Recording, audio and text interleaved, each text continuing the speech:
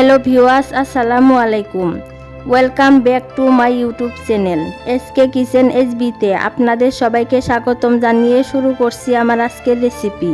আজকে আমি আপনাদের লাল শাক দিয়ে নতুন এবং ইউনিক একটি বিকেলের নাস্তা রেসিপি তৈরি করে দেখাবো।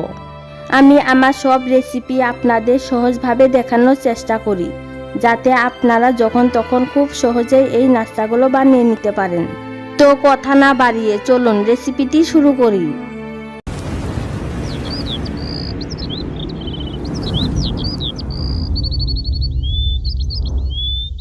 নাস্তাগুলো বানানোর জন্য প্রথমে একটি মিক্সিং বলে হাফ কাপ পরিমাণ বেসন এবং হাফ কাপ পরিমাণ সুজি দিয়ে দিচ্ছি।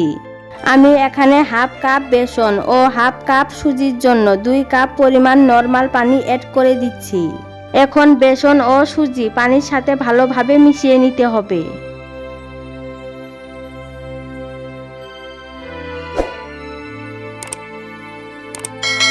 এখন এর মধ্যে দিয়ে দিচ্ছি বড় সাইজের একটি গ্রেট করা আলু। আমি এখানে 1 বাটি লাল শাক দিয়ে দিচ্ছি, আর শাকগুলো আমি এভাবে ছোট ছোট করে কেটে নিয়েছি। দিয়ে দিচ্ছি মিডিয়াম সাইজের একটি পেঁয়াজ কুচি, 2টি কাঁচামরিচ কুচি, 1 টিস্পুন জোয়ান, হাফ টিস্পুন গরম মশলার গুঁড়া, half teaspoon chilli flakes, 1/4 teaspoon কালো গোলমরিচ গুঁড়া ও স্বাদ মতো লবণ। এবার সব উপকরণ ভালোভাবে মিশিয়ে নিতে হবে।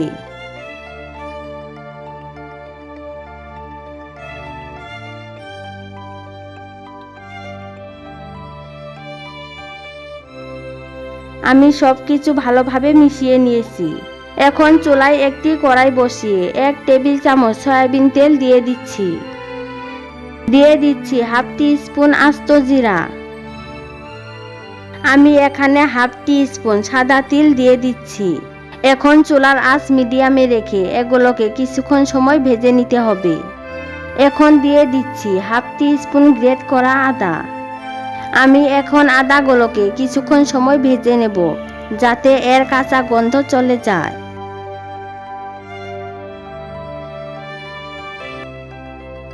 আমি সব কিছু ভালোভাবে ভেজে নিয়েছি। এবার আগে থেকে রেডি করা ব্যাটারগুলো এর মধ্যে ঢেলে দিচ্ছি। এবার চুলার আঁচ মিডিয়ামে রেখে এগুলোকে অনবরত নেড়েচেড়ে সফট একটি ডো রেডি করে নিতে হবে। আপনারা যারা আমার চ্যানেলটিকে এখনো সাবস্ক্রাইব করেন নাই, তারা প্লিজ চ্যানেলটিকে সাবস্ক্রাইব করে পাশে থাকা বেল আইকনটি অন করে রাখবেন, আমার পরবর্তী ভিডিও নোটিফিকেশন সবার আগে পাওয়ার জন্য। দেখুন আমার ডোটা রেডি হয়েছে। এখন ডোটাকে একটি বোর্ডের ওপর নামিয়ে নিচ্ছি। ডোটা কুসুম গরম থাকা অবস্থায় এভাবে মথে সফট করে নিতে হবে।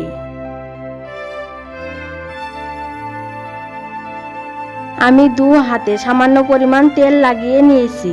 এখন ডো থেকে ছোট একটি লেচি কেটে নিচ্ছি। এবার 2 হাতের তালুর সাহায্যে এভাবে লম্বা করে নাস্তার শেপ দিয়ে নিচ্ছি। আপনারা চাইলে আপনাদের পছন্দ মতো এই নাস্তাটি শেপ দিতে পারেন।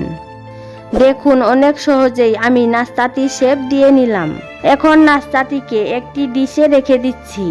একইভাবে আমি সবগুলো নাস্তা শেপ দিয়ে দিচ্ছি।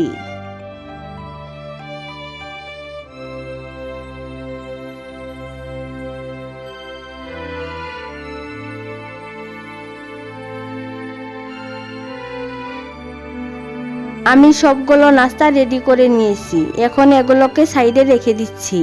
আমি একটি বাটিতে হাফ কাপ পরিমাণ আটা দিয়ে দিচ্ছি, আর দিয়ে দিচ্ছি 3 টেবিল চামচ চালের গুঁড়া। এতে নাস্তাগুলো অনেক ক্রিস্পি হবে। দিয়ে দিচ্ছি 2 টেবিল চামচ সাদা তিল, half teaspoon chilli flakes, 1/4 teaspoon হলুদ গুঁড়া। এবার অল্প অল্প নরমাল পানি অ্যাড করে মিডিয়াম পুরুত্বের একটি ব্যাটার রেডি করে নিতে হবে। একবারে পানি দিয়ে ব্যাটারটি রেডি করে নিলে ব্যাটারটি পারফেক্ট হবে না, তাই এভাবে অল্প অল্প পানি অ্যাড করে ব্যাটারটি রেডি করে নিতে হবে। দেখতেই পাচ্ছেন আমি কিরকম ঘনত্ব রেখে ব্যাটারটি রেডি করে নিয়েছি। এখন চুলায় একটি প্যান বসিয়ে পর্যাপ্ত পরিমাণে সয়াবিন তেল দিয়ে দিচ্ছি। চুলার আঁচ মিডিয়ামে রেখে তেলগুলোকে গরম করে নিতে হবে। এখন একটি নাস্তা আটার ব্যাটারে এভাবে ডিপ করে গরম তেলে দিয়ে দিচ্ছি। একইভাবে সব নাস্তাগুলো আটার ব্যাটারে ডিপ করে গরম তেলে দিয়ে দিচ্ছি। নাস্তাগুলো ভাজার সময় চুলার আঁচ অবশ্যই মিডিয়ামে রেখে নাস্তাগুলোকে ভেজে নিতে হবে।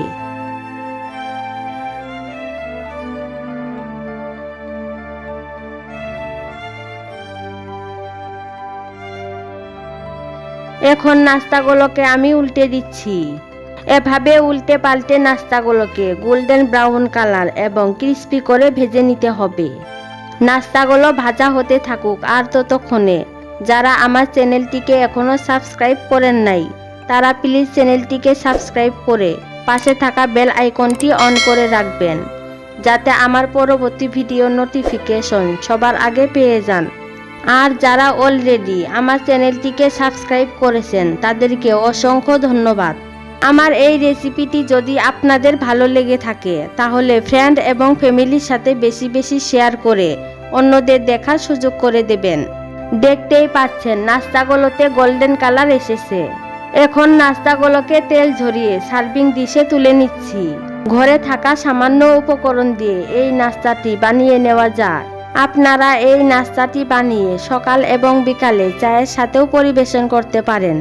আবার বাচ্চাদের টিফিনেও এই নাস্তাটি বানিয়ে দিতে পারেন। আশা করছি এই নাস্তাটি আপনার পরিবারের ছোট থেকে বড় সবাই অনেক বেশি পছন্দ করবে আর অনেক মজা করে খেয়ে নেবে।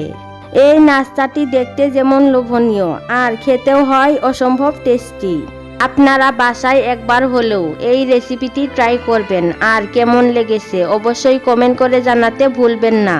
এরকম সহজ আর নতুন নতুন ভিডিওর আপডেট পেতে এখনই চ্যানেলটিকে সাবস্ক্রাইব করে রাখবেন আর পাশে থাকা বেল আইকনটি অন করে রাখবেন আমার পরবর্তী ভিডিও নোটিফিকেশন সবার আগে পাওয়ার জন্য। আজকের মতো বিদায় নিচ্ছি। আবারও আপনাদের সামনে হাজির হব কোনো এক নতুন রেসিপি নিয়ে। ততক্ষণ পর্যন্ত সবাই অনেক বেশি ভালো ও সুস্থ থাকবেন। আল্লাহ হাফেজ।